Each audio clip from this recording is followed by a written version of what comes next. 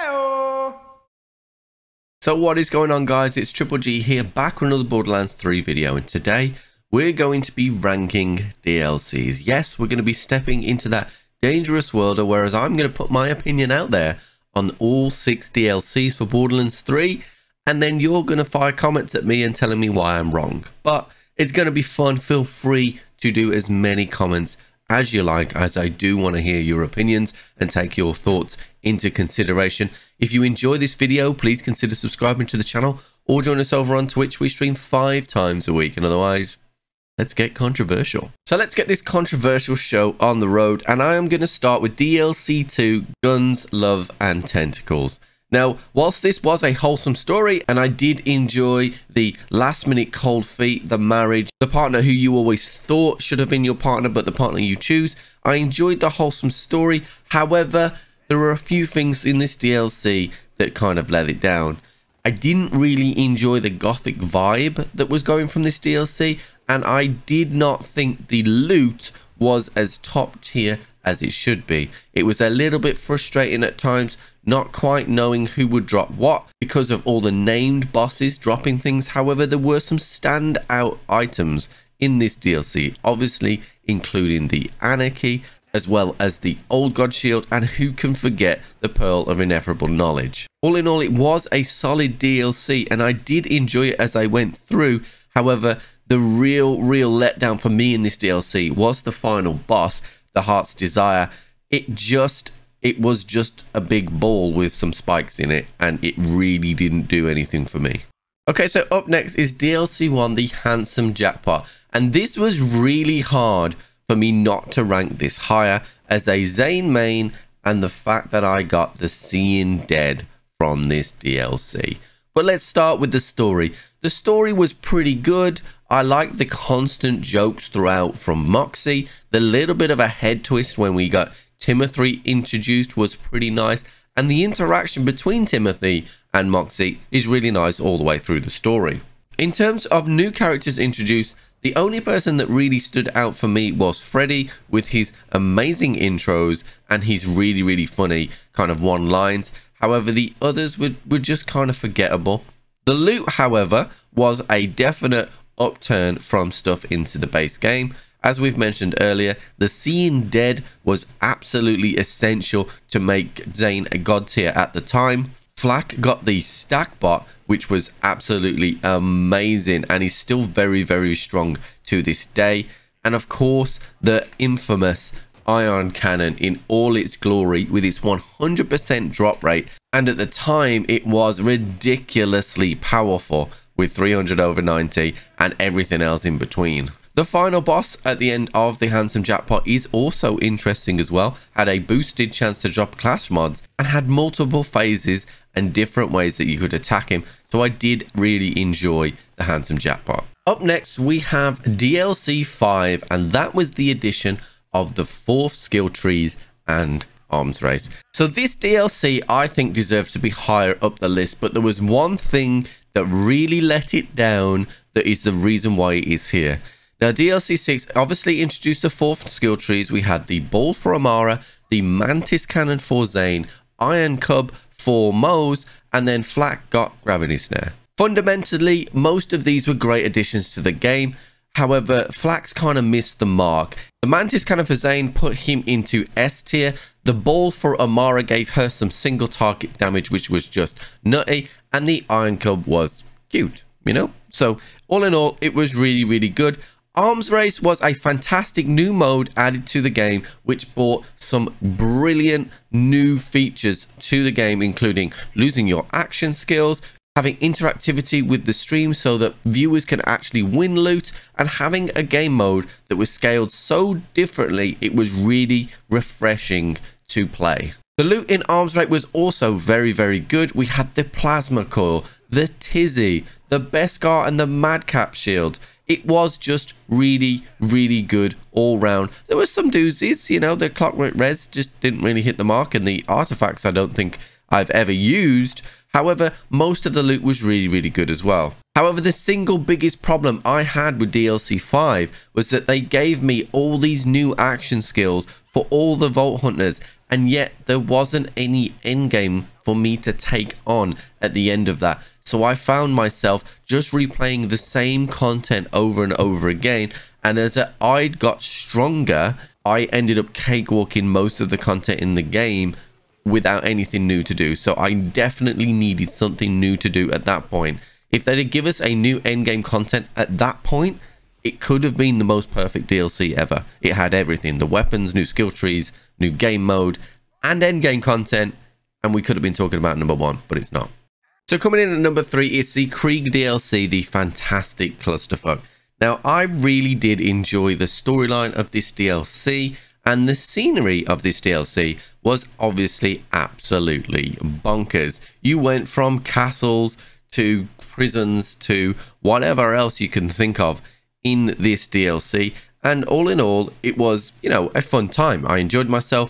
I loved the nodbacks to Maya, being a Borderlands 2 Maya main, and who doesn't love Krieg? Everything was pretty rosy on that side of things. However, there were some key things that did let this DLC down. The amount of legendaries in this DLC was a bit on the low side, and most of them kind of missed the mark. If you were to put a gun to my head right now and ask me what the best items were in this DLC, I'd have to say the Plus Ultra Shield and the Prompt Critical Torque Pistol.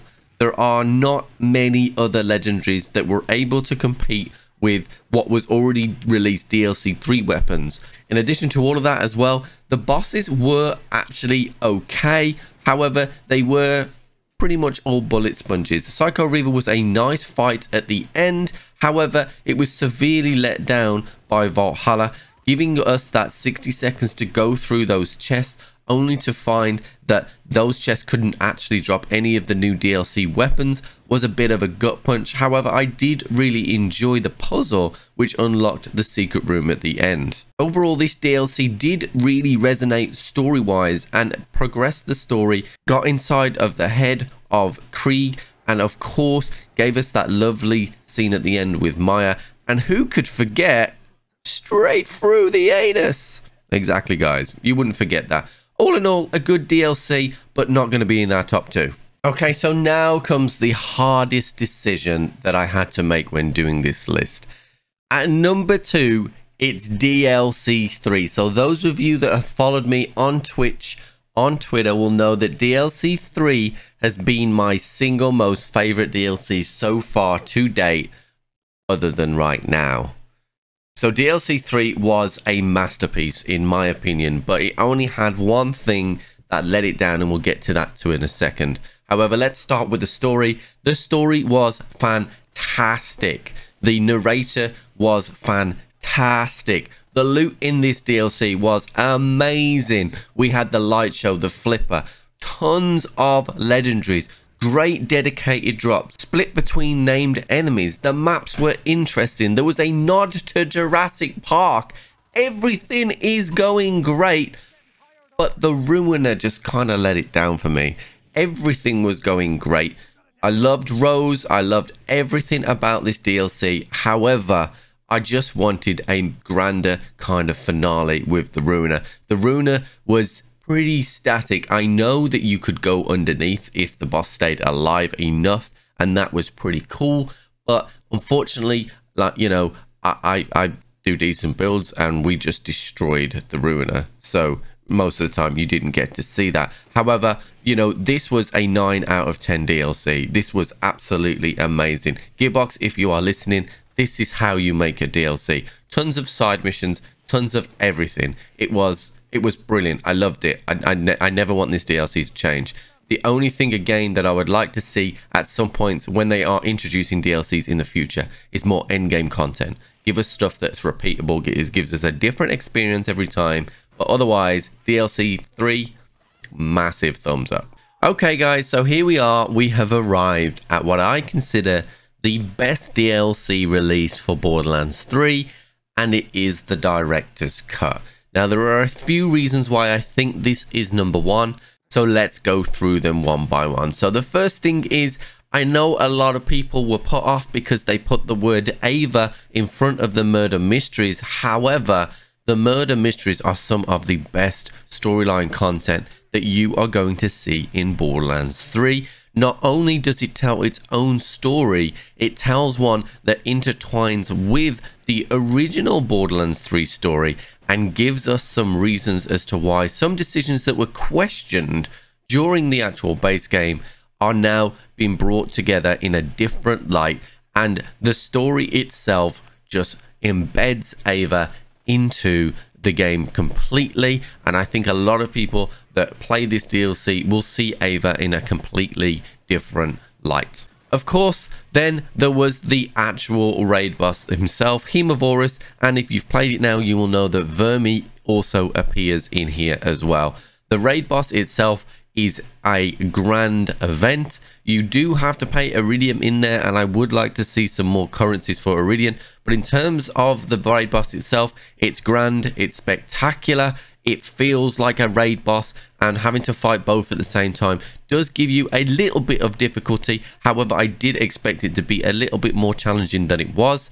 In terms of the loot that's associated with this DLC, Gearbox did a little bit different here and made the 3 strongest items in the game 3 shields. The 3 shields, the Super Shoulder, which comes from the Vault card, which we'll touch on in a minute, the Infernal Wish, which is absolutely sensational, and the Revolter Shield, which is nothing short of amazing. Those 3 shields can completely transform a build. Couple on that, we had 4 new class mods and some new weapons as well, and all of a sudden you've got a nice concoction of a great DLC. In addition to all of what we've just mentioned, we have the Vault card system, which introduced dailies and weeklies into Borderlands 3, as well as the Diamond Loot Chest, which gave you a chance to pick some tasty loot from off the wall, including stuff that you could only get from certain DLCs or from Arms Race, so it saved you a trip over there as well. You're never likely to see the same daily twice, and it will keep you going around the game to places where you might not have been before. So it's a nice little addition to players that just want to play Borderlands. It's as simple as that. Then the reason why this DLC is #1 is the behind the scenes content. If you haven't watched the behind the scenes content yet, you will see some scenes that I quite frankly can't understand why they're not in the game. However, it will complete your Borderlands 3 experience. I'm not going to talk about anything specific here, but you have to see these scenes. They're absolutely fantastic, and there's also a ton of other behind the scenes stuff which makes you realize just how much effort does go into making a video game. Guys, let me know in the comment section below. Let me have it both barrels if you agree with this tier listing of which is the best DLC in Borderlands 3. If you have enjoyed this video, please consider subscribing to the channel or join us over on Twitch. We stream 5 times a week, and otherwise, I'll catch you on the flip.